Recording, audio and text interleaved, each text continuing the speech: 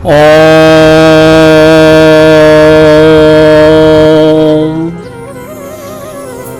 गंगणपतये नमः। श्री राधा कृष्णाभ्याम नमः। ओम नमो भगवते वासुदेवाय। कृष्णं नारायणं वन्दे, कृष्णं वन्दे व्रजप्रियं, कृष्णं द्वैपायनं वन्दे, कृष्णं वन्दे प्रथासुतम्। परम सम्मानित श्रोतागण, आज हम लोग द्वितीय स्कंध के तीसरे अध्याय का पाठ करेंगे। इस अध्याय में महाराज परीक्षित के पूछने पर श्री सुखदेव जी ने यह बताया कि किस देवता की उपासना करने पर कौन सा फल मिलता है। इसी अध्याय में यह भी बताया गया है कि अपने मनवांछित फल पाने के लिए मनुष्यों को किन देवी देवताओं की उपासना करनी चाहिए। साथ ही साथ श्री सुखदेव जी ने यह भी बताया है कि भगवान के परम भक्तों के लिए कौन सा मार्ग और कौन सा साधन सर्वश्रेष्ठ है। आइए अब हम सब मिलकर इस अध्याय में इन बातों की चर्चा करते हैं।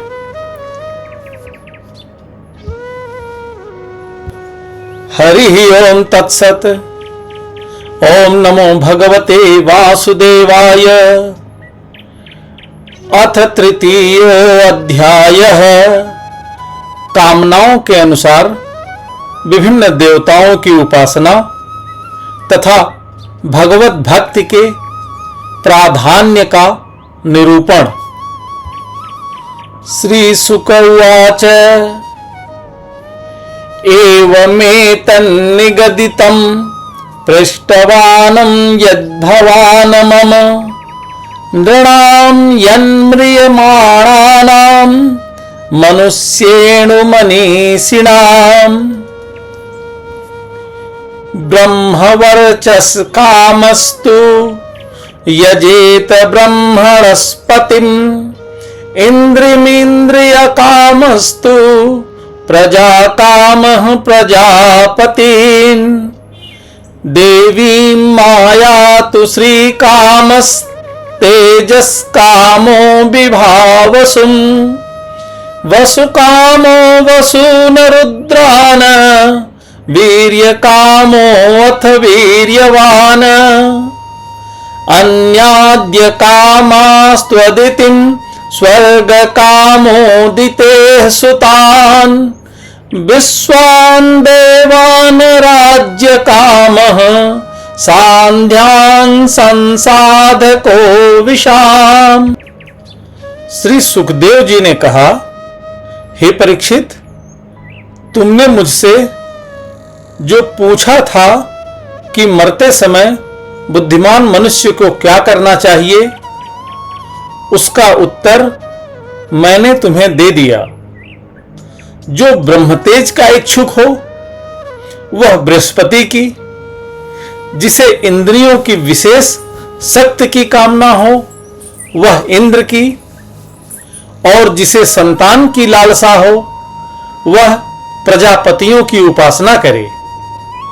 जिसे लक्ष्मी चाहिए वह माया देवी की, जिसे तेज चाहिए वह अग्नि की, जिसे धन चाहिए वह वसुओं की, और जिस प्रभावशाली पुरुष को वीरता की चाह हो उसे रुद्रों की उपासना करनी चाहिए। जिसे बहुत अन्न प्राप्त करने की इच्छा हो वह अदिति का, जिसे स्वर्ग की कामना हो वह अदिति के पुत्र देवताओं का, जिसे राज्य की अभिलाषा हो वह विश्व देवों का, और जो प्रजा को अपने अनुकूल बनाने की इच्छा रखता हो, उसे साध्य देवताओं का आराधन करना चाहिए। आयुष्कामो अश्विनो देवौ पुष्टिकामं इलायजेत प्रतिष्ठा कामः पुरुषो रोदसी लोकमातरौ रूपाभिकामो गंधर्वान् स्त्री कामोऽप्सरोऽवसीम् अधिपत्य कामः सर्वेषां यजेत परमेष्ठिनम् यज्ञं यजेत यशस्कामः कोशकामः प्रचेतसम् विद्याकामस्तु गिरीशं दाम्पत्यार्थमांशतीम्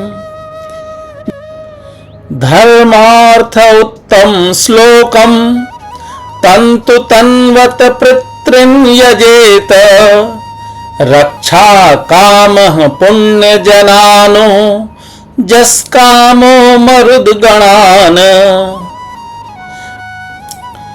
आयु की इच्छा से अश्विनी कुमारों का, पुष्ट की इच्छा से पृथ्वी का और प्रतिष्ठा की चाह हो तो लोकमाता पृथ्वी और ध्यों आकाश का सेवन करना चाहिए। सौंदर्य की चाह से गंधर्वों की, पत्नी की प्राप्ति के लिए उर्वशी अप्सरा की और सबका स्वामी बनने के लिए ब्रह्मा की आराधना करनी चाहिए।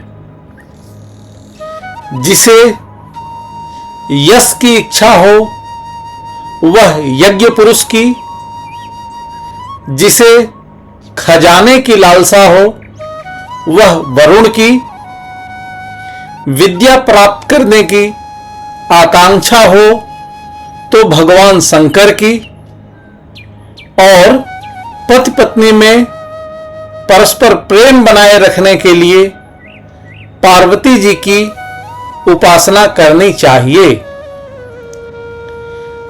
धर्म उपार्जन करने के लिए विष्णु भगवान की, वंश परंपरा की रक्षा के लिए पितरों की, बाधाओं से बचने के लिए यक्षों की और बलवान होने के लिए मरुद गणों की आराधना करनी चाहिए। राज्य कामो मनून देवान निवृत्तिं त्वभिचरन् यजेत काम कामो यजेत सोम मकामः पुरुषं परम् अकामः सर्वकामो वा मोक्षकामोदारधिः तीव्रेण भक्ति योगेन यजेत पुरुषं परम् एतावानेव यजतामिह निः श्रेयसोदयः भगवत्यचलो भावो यद भागवत संगतः ज्ञानं यदा प्रतिनिवृत्त गुणोर्मिचकृत्मात्म प्रसाद उत यत्र गुणेष्वसंगः कैवल्य सम्मत पथस्तस्त्वथ भक्ति योगः को निवृतो हरिकथासुरतिं न कुर्यान्। राज्य के लिए मनवंतरों के अधिपति देवों को, अभिचार के लिए निवृत्ति को, भोगों के लिए चंद्रमा को और निष्कामता प्राप्त करने के लिए परम पुरुष नारायण को भजना चाहिए। और जो बुद्धिमान पुरुष हैं वह चाहे निष्काम हो, समस्त कामनाओं से युक्त हो अथवा मोक्ष चाहता हो, उसे तो तीव्र भक्ति योग के द्वारा केवल पुरुषोत्तम भगवान की ही आराधना करनी चाहिए। जितने भी उपासक हैं उनका सबसे बड़ा हित इसी में है कि वे भगवान के प्रेमी भक्तों का संग करके भगवान में अविचल प्रेम प्राप्त कर लें। ऐसे पुरुषों के सत्संग में जो भगवान की लीला कथाएं होती हैं उनसे उस दुर्लभ ज्ञान की प्राप्ति होती है जिससे संसार सागर की त्रिगुणमयी तरंगमालाओं के थपेड़े शांत हो जाते हैं। हृदय शुद्ध होकर आनंद का अनुभव होने लगता है। इंद्रियों के विषयों में आसक्ति नहीं रहती। कैवल्य मोक्ष का सर्वसम्मत मार्ग भक्ति योग प्राप्त हो जाता है। भगवान की ऐसी रसमयी कथाओं का चस्का लग जाने पर भला ऐसा कौन है जो उनमें प्रेम न करे। शौनक उवाच इत्यभिव्याहृतं राजा निशम्य भरत सर्वः किमन्यत् पृष्टवान् भूयो वैयास कृमिंसि कविम्।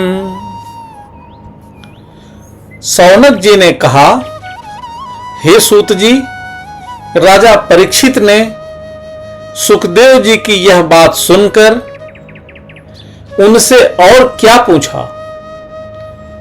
वे तो सर्वज्ञ होने के साथ ही साथ मधुर वर्णन करने में भी बड़े निपुण थे। एतच्छ्रुसुतां विद्वन् सूतनो अर्हसि भासितुं कथा हरिकथोदकाः सतां स्युः सदसि ध्रुवम्। स वै भागवतो राजा पाण्डवेयो महारथः बालक्रीडनकैः क्रीडन् कृष्ण क्रीडां ययाददे। सूत जी, आप तो सब कुछ जानते हैं। हम लोग उनकी वह बातचीत बड़े प्रेम से सुनना चाहते हैं। आप कृपा करके अवश्य सुनाइए, क्योंकि संतों की सभा में ऐसी ही बातें होती हैं जिनका पर्यवसान भगवान की रसमयी लीला कथा में ही होता है। पांडुनंदन महारथी राजा परीक्षित बड़े भगवत भक्त थे। बाल्यावस्था में खिलौनों से खेलते समय भी वे श्री कृष्ण लीला का ही रस लेते थे। वैयासकिश्च भगवान वासुदेव परायणः उरुगाय गुणोदाराः सतां स्युर्हि समागमे आयुर्हरति वै पुंसामुद्यन्नस्तं च यन्नसौ तस्यर्ते यच्छणो नीत उत्तम श्लोक वार्तया। भगवान में श्री सुखदेव जी भी जन्म से ही भगवत परायण हैं। ऐसे संतों के सत्संग में भगवान के मंगल में गुणों की दिव्य चर्चा अवश्य ही हुई होगी, जिसका समय भगवान श्री कृष्ण के गुणों के गान अथवा श्रवण में व्यतीत हो रहा है, उसके अतिरिक्त सभी मनुष्यों की आयु व्यर्थ जा रही है। ये भगवान सूर्य प्रतिदिन अपने उदय और अस्त से उनकी आयु छीनते जा रहे हैं। तरवः किं न जीवन्ति भ्रष्टाः किं न श्वसन्तयुत न खादन्ति न मेहन्ति किं ग्राम पशवो परे स्रविडवराहोष्ट्रखरैः संस्तुतः पुरुषः पशुः न यत्कर्णपथोपेतो जातु नाम गदाग्रजः। क्या वृक्ष नहीं जीते? क्या लुहार की धौंकनी सांस नहीं लेती? गांव के अन्य पालतू पशु क्या मनुष्य पशु की ही तरह खाते पीते या मैथुन नहीं करते? जिनके कान में भगवान श्री कृष्ण की लीला कथा कभी नहीं पड़ी, वह नर पशु, कुत्ते, ग्राम सूकर, ऊंट और गधे से भी गया बीता है।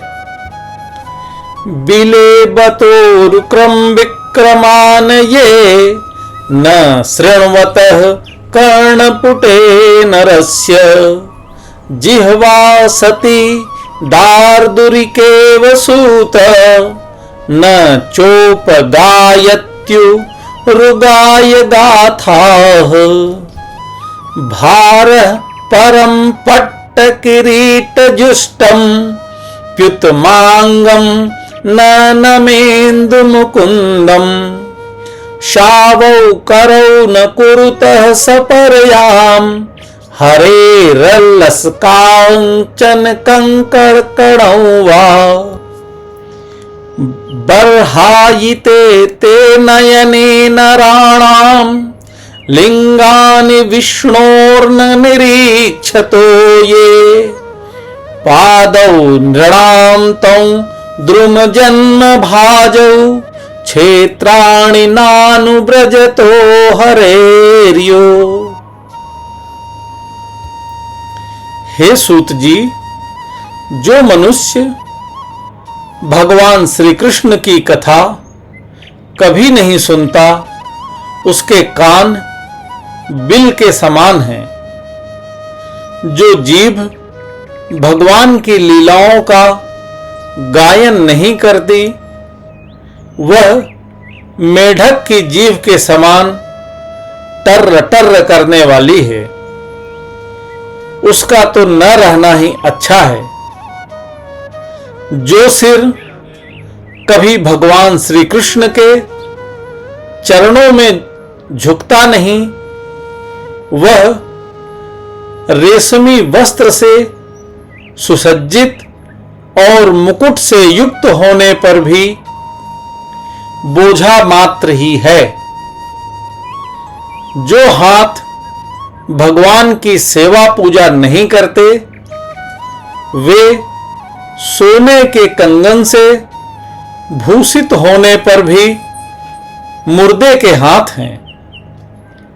जो आंखें भगवान की याद दिलाने वाली मूर्ति, तीर्थ, नदी आदि का दर्शन नहीं करती, वे मोरों की पांख में बने हुए आंखों के चिन्ह के समान निरर्थक हैं। मनुष्यों के वे पैर चलने की शक्ति रखने पर भी न चलने वाले पेड़ों जैसे ही हैं, जो भगवान की लीला स्थलियों की यात्रा नहीं करते। जीवञ्छवो भागवताङ्घ्रिणेणुं न जातु मर्त्यो अभिलभेत यस्तु श्री विष्णुपद्या मनुजस्तुलस्याः स्वसच्छवो यस्तु न वेद गन्धम् तदस्मसारं हृदयं बतेदम् यद् गृह्यमाणैर्हरिनामधेयैः न विक्रियेताथ यदा विकारो नेत्रे जलं गात्ररुहेषु हर्षः अथाभिधेहांग मनोनुकूलम् प्रभाससे भागवत प्रधानः यदाह वैयासकिरात्मविद्या विशारदो नृपतिं साधु प्रेष्ठ। जिस मनुष्य ने भगवत प्रेमी संतों के चरणों की धूल कभी सिर पर नहीं चढ़ाई, वह जीता हुआ भी मुर्दा है। जिस मनुष्य ने भगवान के चरणों पर चढ़ी हुई तुलसी की सुगंध लेकर उसकी सराहना नहीं की, वह श्वास लेता हुआ भी श्वास रहित शव है। हे सूत जी, वह हृदय नहीं लोहा है जो भगवान के मंगलमय नामों का श्रवण कीर्तन करने पर भी पिघलकर उन्हीं की ओर बह नहीं जाता। जिस समय हृदय पिघल जाता है उस समय नेत्रों में आंसू छलकने लगते हैं और शरीर का रोम रोम खिल उठता है। प्रिय सूत जी, आपकी वाणी हमारे हृदय को मधुरता से भर देती है। इसलिए भगवान के परम भक्त आत्मविद्या विशारद श्री सुखदेव जी ने परीक्षित के सुंदर प्रश्न करने पर जो कुछ कहा वह संवाद आप कृपा करके हम लोगों को सुनाइए। इति श्रीमद्भागवते महापुराणे पारमहंसास्यां संहितानां द्वितीय स्कंधे तृतीयो अध्यायः। हरिः ओम तत्सत्, हरिः ओम तत्सत्, हरिः ओम तत्सत्।